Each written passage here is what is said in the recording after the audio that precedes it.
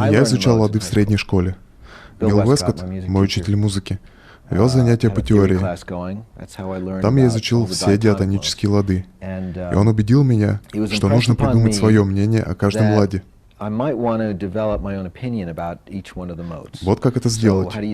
Вы записываете лад, запоминаете интервалы между нотами и пробуете их спеть. Пробуйте запомнить их так, что когда вы слышите музыку из какого-то другого источника, другого исполнителя, вы можете сказать: «Эй, это лидийский доминантовый, это мажорная гамма, это иолийский». И с другой стороны, если вы исполнитель, возможно, вы захотите запомнить, где все это в различных тональностях. Так что я начал упражняться. Я выбираю тонику, сейчас это ми, и просто начинаю играть в разные лады. Через какое-то время, когда я запомнил, где они, я начал обращать внимание на то, как они сочетаются, какие хорошо звучат один за другим, и какие плохо. У каких из них есть общие ноты. Например, мажорный и лидийский довольно мало различаются. Так что, может, из этого может получиться какая-то интересная музыка.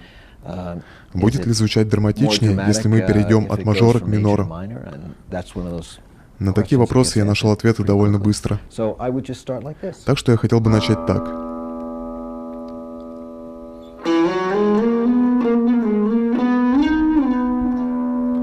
Начинаем с лидийского. Его можно представить как мажорная гамма с повышенной четвертой ступенью. Потом немного дорийского.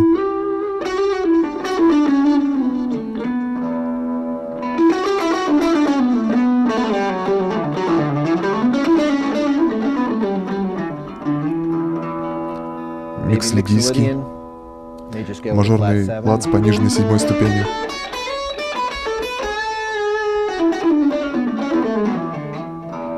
Иолийский доминантовый.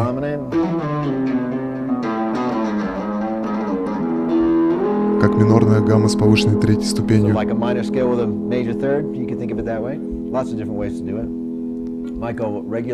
Минор.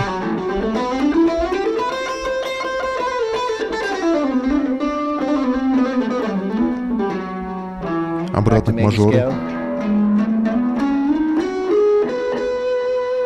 Обратно к лидийскому. Микс лидийскому.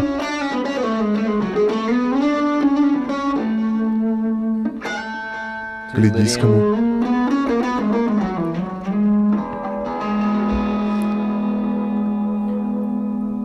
Может, поиграем снова дорийский?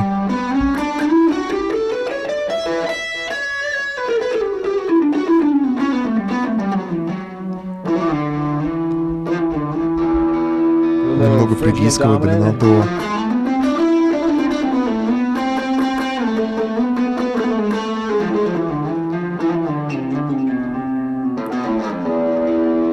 Как фригийский с повышенной третьей ступенью.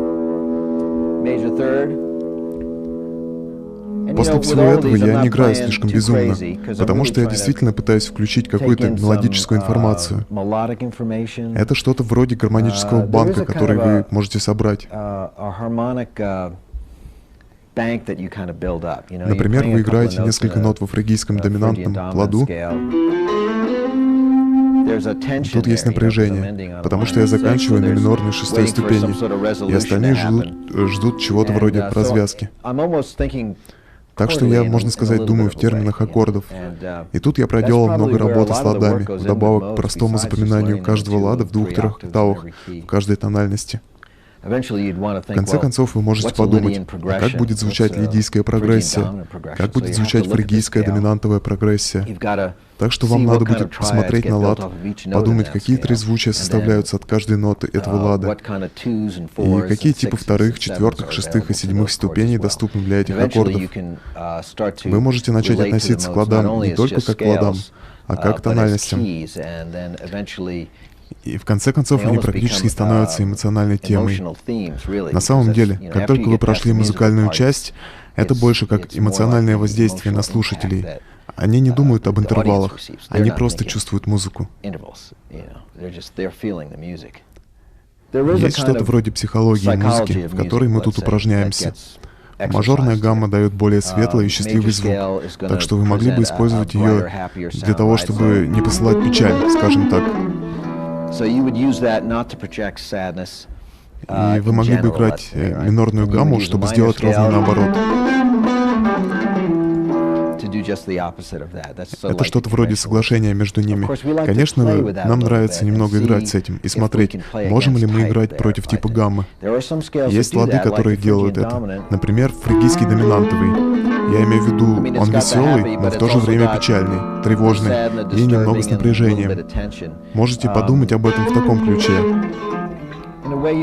Что он служит двум частям аудитории. Одна хочет чувствовать подъем, а другая немного задумчивая. Задумчивый звук очень интересный. Но очень многое зависит еще от того, на что вы делаете акцент в гамме. Так что если вы возьмете мажорную гамму и будете опираться только на эти две ноты гаммы, четвертую и седьмую, да, это не так уж весело, до тех пор, пока вы не придумаете, как это разрешить. Во фригийском доминантовом ладу тоже есть не очень напряженные ноты, так что вы можете... Не очень напряженно, потому что я не использовал те ноты, которые привносят напряжение, как часть фригийского доминантового лада. Но вы можете взять просто риф, как этот, допустим,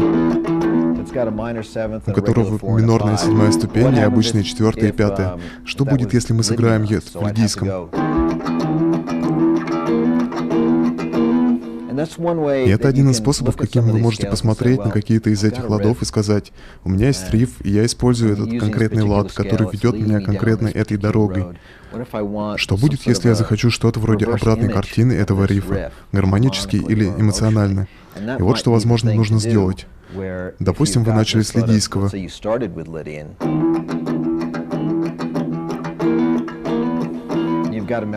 вас есть мелодия,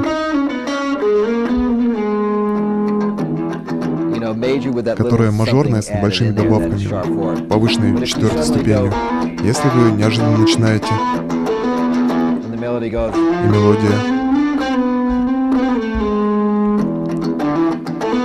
вы берете тот же риф, тоже эмоциональное послание, но вы подправили его немного. Если у меня есть риф, в котором первые, четвертые, седьмые и пятые ступени, какие типы четвертых и седьмых ступеней я использую? И просто переключая их в мажорные или минорные, или увеличенные, или уменьшенные, вы получаете что-то вроде разных привкусов. И это может быть другим способом импровизировать.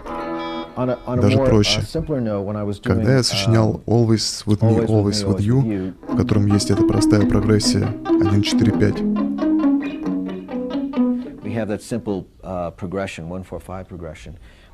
после мелодии я внезапно переключаю ее на минорную.